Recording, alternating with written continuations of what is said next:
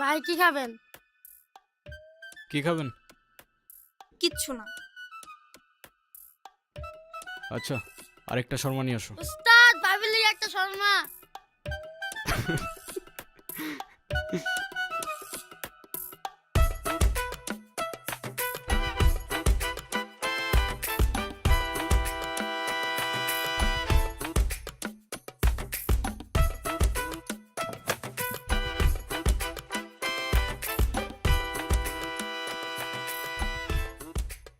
কি হয়েছে?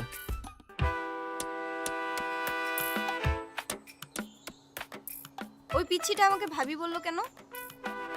আমি কি জানি, ওরে জিজ্ঞাসা করেন।